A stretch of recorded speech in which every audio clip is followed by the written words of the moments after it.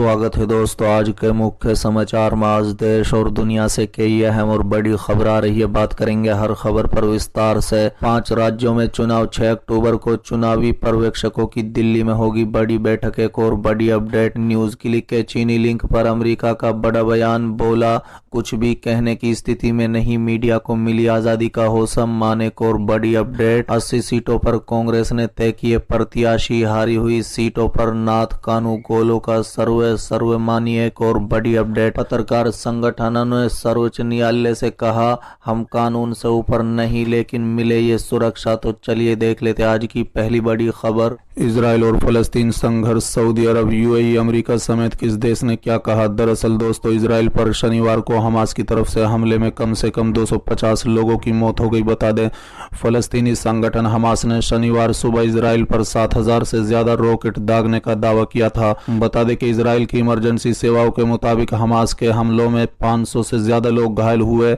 स्थानीय फलस्तीनी अधिकारियों के मुताबिक इजराइल के हवाई हमलों में 230 से अधिक लोगों की मौत हो गई और 1000 से ज्यादा लोग घायल हो गए। बता दें कि समाचार एजेंसियों की शेयर की गई तस्वीर और वीडियो में देखा जा सकता है कि इस हमले से काफी नुकसान हुआ है और कई जगहों से धुआं उठता हुआ दिखाई दे रहा है। बता दें, ऐसी भी तस्वीरें हैं जिनमें सड़कों पर हमले में मारे गए लोगों के शव रखे हुए हैं। बता दें, इजराइल में हुए हमले के बाद कई देशों की प्रतिक्रियाएं सामने आ चुकी हैं। अब से कुछ देर पहले अमेरिकी राष्ट्रपति जो बाइडेन ने व्हाइट हाउस से बयान जारी किया और इजराइल का समर्थन किया। बता दें कि इजराइल में फलस्तीनी समूह हमास के हमले पर सऊदी अरब ने भी प्रतिक्रिया दी। कुछ वक्त पहले ही सऊदी अरब और इजराइल के बीच संबंधों को बेहतर करने की दिशा में कदम उठाने शुरू किए गए थे। सऊदी अरब के विदेश मंत्रालय ने एक बयान जारी कर कहा है कि वो फलस्तीनी गुटों और कब्जे वाले इजरायली ताकतों के बीच पैदा हुई स्थिति के कारण अलग अलग मोर्चों पर जारी हिंसा पर नजर बनाए हुए है। सऊदी अरब ने कहा है कि हम दोनों पक्षों के बीच तनाव को तत्काल रोकने, नागरिकों की सुरक्षा और संयम बरतने की अपील करते हैं। सऊदी अरब ने कहा है कि वो बार बार इजरायली समूह को दी गई अपनी चेतावनियों को याद करता है। सऊदी अरब ने कहा है कि लगातार कब्जे फलस्तीनी नागरिकों को उनके वैध अधिकारों से वंचित रखने और बार बार व्यवस्थित उकसावे के मद्देनजर हम इसी स्थिति को पैदा होने को लेकर आगाह करते रहे। बयान के मुताबिक हम वापस से अंतर्राष्ट्रीय समूह से उनकी जिम्मेदारियों को निभाने और एक विश्वसनीय शांति प्रक्रिया को सक्रिय करने की अपील करते हैं जिससे 2 राष्ट्र समाधान हो सके और क्षेत्र में सुरक्षा शांति बहाल की जा सके, नागरिकों को बचाया जा सके।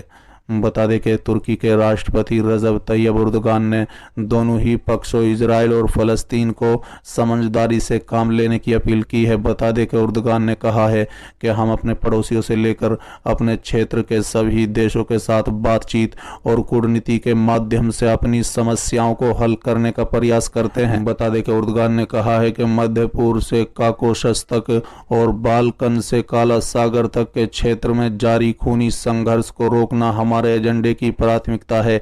इसका रास्ता न्याय और अंतर्राष्ट्रीय कानून से होकर गुजरता है।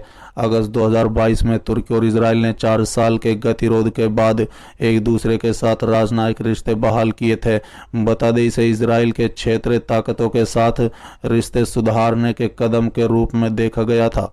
2018 में गाजा में फलस्तीनी प्रदर्शनकारियों के खिलाफ इजराइल की हिंसक कार्रवाइयों के विरोध में तुर्की ने अपने राजदूत को तेल अवीव से वापस बुला लिया था। तुर्की और इजराइल के बीच रिश्ते में 2002 के बाद से उतार चढ़ाव रहे हैं। फलस्तीन मुद्दे को लेकर तुर्की हमेशा इजराइल पर हमलावर रहा है। बता दें कि रिपोर्टों के मुताबिक ईरान के सुप्रीम लीडर आयतुल्लाह अली खामनी के सलाहकार ने इजराइल में फलस्तीनी लड़ाकों के हमले का समर्थन किया है। ISN न्यूज एजेंसी के मुताबिक रहीम सफवी ने कहा है कि हम फलस्तीनी लड़ाकों को मुबारकबाद देते हैं। वो बोले, यरूशलेम और फलस्तीन की आज़ादी मिलने तक हम फलस्तीनी लड़ाकों के साथ हैं। 5 राज्यों में चुनाव, 6 अक्टूबर को चुनावी पर्यवेक्षकों की दिल्ली में होगी बैठक। दरअसल दोस्तों, आगामी 6 अक्टूबर को 5 चुनावी राज्यों में नियुक्त चुनावी पर्यवेक्षकों की दिल्ली में अहम बैठक होगी। ये बैठक केंद्रीय चुनाव आयोग की तरफ से बुलाई गई है।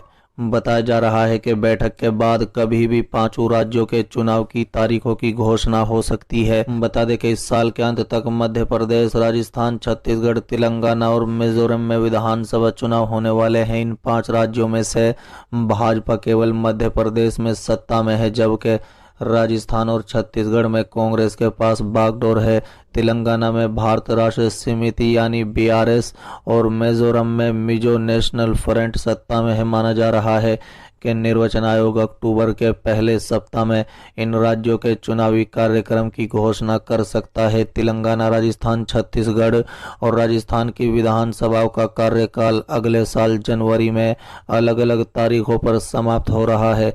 तेलंगाना में भारत राष्ट्र समिति यानी बीआरएस का शासन है, जबकि मध्य प्रदेश में भाजपा की सरकार है। छत्तीसगढ़ और राजस्थान में कांग्रेस की सरकार है। मिजोरम विधानसभा का कार्यकाल इस साल 17 दिसंबर को समाप्त हो रहा है।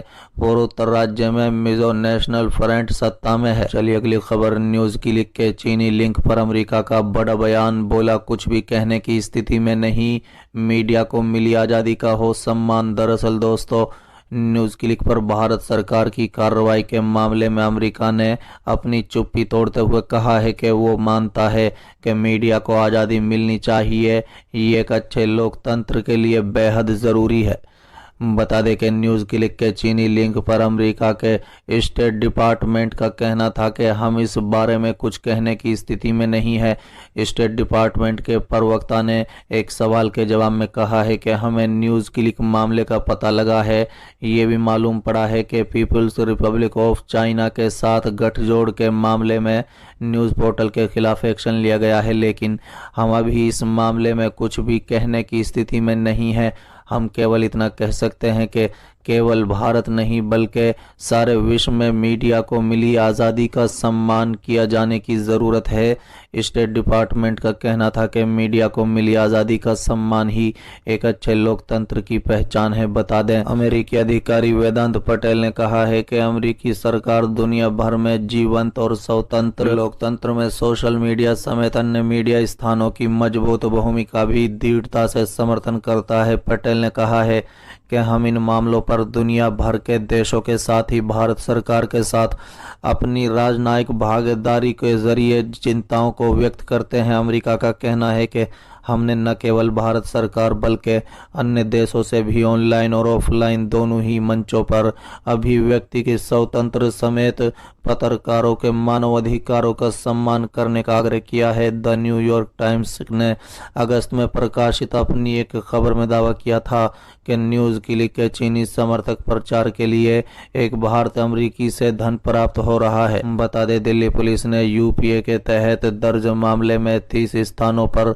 छापे मारे और विभिन्न पत्रकारों से पूछताछ करने के बाद मंगलवार को न्यूज़ क्लिक के संस्थापक परवीर अमित चक्रवर्ती को गिरफ्तार कर लिया था। चलिए अगली खबर। पत्रकार संगठनों ने सर्वोच्च न्यायालय से कहा, हम कानून से ऊपर नहीं लेकिन मिले ये सुरक्षा। दरअसल दोस्तों, न्यूज़ क्लिक के विवाद के बाद कई पत्रकार संगठनों ने सर्वोच्च न्यायालय की शरण ली है। सर्वोच्च न्यायालय के मुख्य न्यायाधीश को पत्र लिखकर इन संगठनों ने कहा कि वो ये मानते हैं कि वो सब देश के कानून से ऊपर नहीं है। किसी मामले में उनके लिए भी वही नियम प्रक्रिया लागू होती है जो किसी भी अन्य नागरिकों पर लागू होती है, लेकिन उनकी अपील है कि सर्वोच्च न्यायालय इस मामले में दखल देकर उन्हें आक्रमण प्रताड़ित होने की प्रक्रिया से बचाने के लिए कोई उपाय करे। बता दें, प्रेस क्लब ऑफ इंडिया सहित कई संगठनों ने हाल ही में हुई कई घटनाओं का उदाहरण देते हुए कहा है कि उन मामलों में पत्रकारों पर कई गंभीर आरोप लगाए गए, जिसके कारण उन्हें कई वर्षों तक कानूनी कार्रवाई का सामना करना पड़ा, जबकि वो बाद में दोष मुक्त करार दिए गए। न्यूज़ क्लिक मामले में भी जिन पत्रकारों से पूछताछ हुई उनमें से कई पर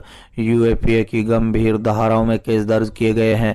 यदि इन धाराओं में केस चला तो बिना दोष साबित हुए भी इन पत्रकारों को जमानत नहीं मिलेगी और उन्हें कुछ महीने या कुछ वर्षों तक आकरण जेल में रहना पड़ सकता है। बाद में दोष मुक्त करार होने की स्थिति में भी इस दौरान उन्हें और उनके परिवार को आकरण अनेक परेशानियों का सामना करना पड़ सकता है। पत्रकारों की अपील है कि सर्वोच्च न्यायालय इस मामले में दखल दे और पत्रकारों के आकरण की परेशानी से बचाए। चलिए अगली खबर। मध्य प्रदेश चुनाव 80 सीटों पर कांग्रेस ने तय किए प्रत्याशी, हारी हुई सीटों पर नाथ कोनू गोलू के सर्वमान्य। दरअसल दोस्तों, कांग्रेस उम्मीदवारों के नाम तय करने के लिए दिल्ली में स्क्रीनिंग कमेटी की बैठक हुई, जिसमें कमलनाथ के दोस्त सर्वे और राहुल गांधी द्वारा सुनील कानून गोलू के कराए गए सर्वे ही सर्वमान्य रहे। बता दें कि कांग्रेस ने इस बैठक से पहले ही करीब 180 सीटों पर सिंगल नाम छांटकर उन्हें काम करने को कह दिया है। अब इन नामों के सिंगल नाम की सूची में शुमार कर केंद्र चुनाव समिति को प्रस्ताव तैयार कर भेज दिया गया है, जिस पर अंतिम फैसला केंद्र चुनाव समिति को लेना है। बता दें कि पार्टी सूत्रों की माने तो कांग्रेस की पहली सूची के लिए 80 नाम तो तय हो गए हैं। इसमें से 65 मौजूदा विधायक हैं, वहीं 15 नाम ऐसे हैं जो कांग्रेस के दिग्गजों में शुमार हैं, लेकिन पिछली बार चुनाव में उन्हें हार का सामना करना पड़ा था। ये नाम अब CIC में भी भेजे गए हैं। बता दें कि इसे 7 और 8 अक्टूबर को सेंट्रल इलेक्शन कमेटी यानी CEC से मंजूरी मिल जाएगी। पार्टी सूत्रों की माने तो मीटिंग में कांग्रेस की ओर से प्रदेश भर में निकाली गई 7 जन आक्रोश यात्राओं में भागीदारी के टिकट का आधार बनाया गया है। इन यात्राओं की मॉनिटरिंग के लिए पार्टी के रणनीतिकार सुनील कानून गोलू की टीम ने सर्वे कराया था। यात्राओं के दौरान दावेदारों को लेकर जनता के बीच उनकी लोकप्रियता भी देखी गई। बता दें कि इससे पहले नारी सम्मान के आवेदन भरवा जाने की संख्या को भी देखते हुए प्रत्याशियों का चयन किया जाना था, लेकिन भाजपा की दूसरी सूची में दिग्गज नेताओं की एंट्री के बाद कांग्रेस ने अपनी रणनीति बदल दी। बताया जा रहा है कि जो 180 नाम CEC को भेजे गए हैं उसमें भोपाल की 2 से 3 विधानसभा क्षेत्रों के नाम शामिल हैं, जिसमें भोपाल, गोविंदपुर और बोरसिया विधानसभा क्षेत्र के नाम शामिल हैं। बोरसिया विधानसभा क्षेत्र में तो पार्टी ने प्रत्याशी को हिंट देकर काम शुरू करने के लिए भी कह दिया है।